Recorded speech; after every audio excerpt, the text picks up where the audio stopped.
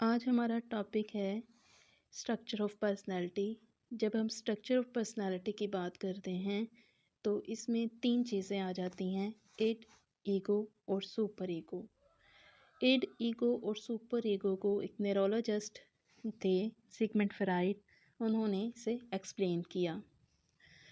अब ये तीनों चीज़ें जो हैं वो इंसानी रवैये में मिलकर काम करती हैं, यानी इंसान के रवैये में ये तीनों चीज़ें शामिल होती हैं और ये तीनों चीज़ें मिलकर इंसानी रवैये में काम करती हैं और ये तीनों चीज़ें ख्वाहिशात के निज़ाम पर मुश्तमिल होती हैं।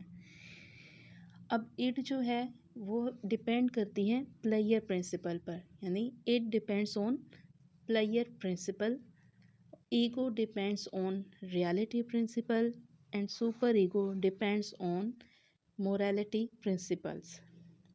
अब हर इंसान के अंदर मुख्तलिफ़ तरह की थॉट्स होती हैं, यानी हर इंसान के अंदर एक डिफरेंट किस्म की थॉट्स होती हैं, डिफरेंट किस्म के आइडियाज़ होते हैं और हम मुख्तलिफ़ तरह से सोचते हैं।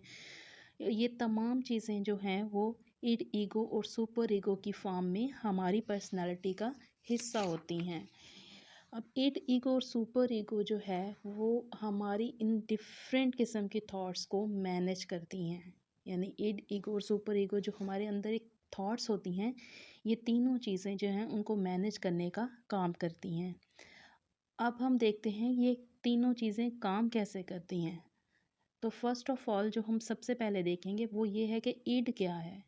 अब अकॉर्डिंग टू फ्राइड हमारी जो भी ख्वाहिश होती है वो हर हालत में पूरी होनी चाहिए, यानी हम जिस भी चीज़ की ख्वाहिश करें वो पूरी होनी चाहिए, चाहे वो हम जिस भी तरीके से उस चीज़ को हासिल करें, हर जायज़ या नाजायज़ तरीके से हासिल करें। सपोज़ दैट अगर आपका दिल करता है कोई ऐसा फ़ोन, लेटेस्ट फ़ोन लेने को जिसकी प्राइस कोई 70,000 या 1 लाख के करीब है, लेकिन आपके पास वो पैसे नहीं हैं, उस मोबाइल को ख़रीदने के लिए पैसे नहीं हैं, तो ईड जो है वो आपको ये कहेगी कि आप बेशक चोरी करके वो मोबाइल हासिल करो या आप किसी से पैसे छीन के वो मोबाइल हासिल करो या वो मोबाइल किसी से छीन के हासिल करो।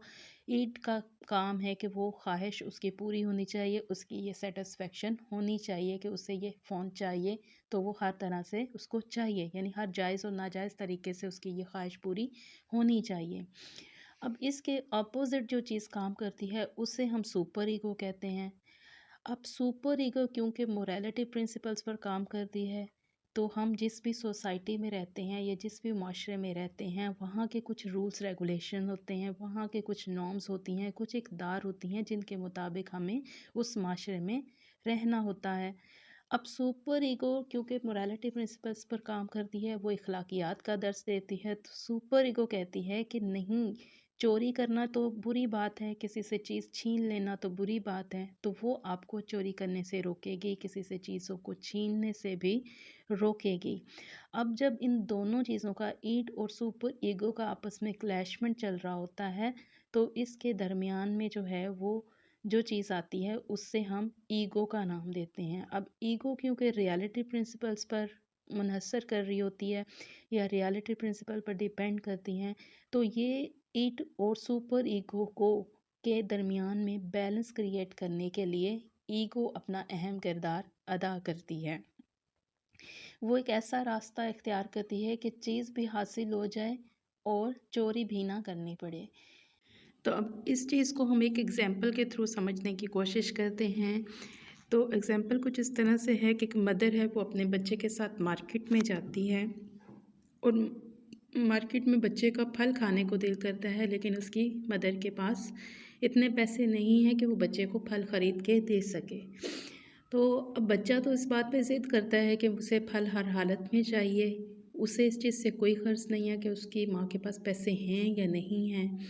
वो हर तरह से उसे सिखाने की कोशिश करेगा। कि सुपर ईगो आ जाती है और सुपर ईगो जो है वो ये कहती है कि नहीं, चोरी करना तो बुरी बात है, चोरी नहीं करनी।